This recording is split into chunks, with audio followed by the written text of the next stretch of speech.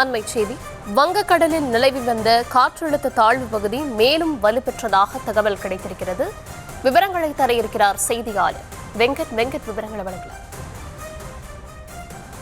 வங்கக்கடல் பகுதியில் நிலவி வந்த ஆழ்ந்த காற்றழுத்த தாழ்வு பகுதி காற்றழுத்த தாழ்வு மண்டலமாக வலுப்பெற்றிருப்பதாக இந்திய வானிலை ஆய்வு மையம் அதிகாரப்பூர்வமாக தெரிவித்திருக்கிறது.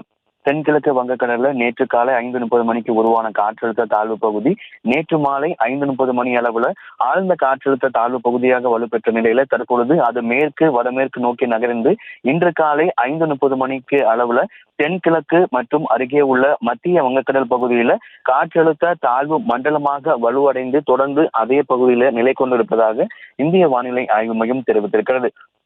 இந்த காற்றழுத்த தாழ்வு மண்டலம் அடுத்த 24 மணி நேரத்துல ஆழ்ந்த காற்றழுத்த தாழ்வு மண்டலமாக வலுப்பெற்று 27ஆம் தேதி காலைக்குள் தென்மேற்கு மற்றும் அருகில் உள்ள மத்திய மேற்கு வங்கக்கடல் பகுதியில புயலாக வலுப்பெறும் என இந்திய வானிலை ஆய்வு மையம் தெரிவித்திருக்கிறது.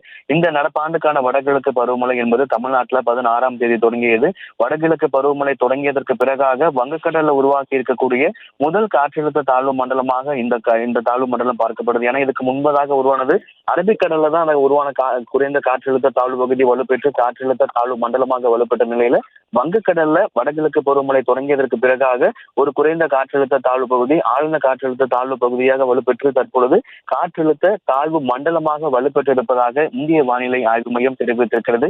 இந்த காற்றழுத்த தாழ்வு மண்டலம் அடுத்த 24 மணி நேரத்துல ஆழ்ந்த காற்றழுத்த தாழ்வு மண்டலமாகவும் 27ஆம் தேதி காலைக்குள் தென்மேற்கு மற்றும் அருகில் உள்ள மத்திய மேற்கு வங்கக்கடல்ல மோந்தா புயலாக வலுப்பெறும் எனவும் இந்திய வானிலை ஆய்வு மையம் தெரிவித்திருக்கிறது.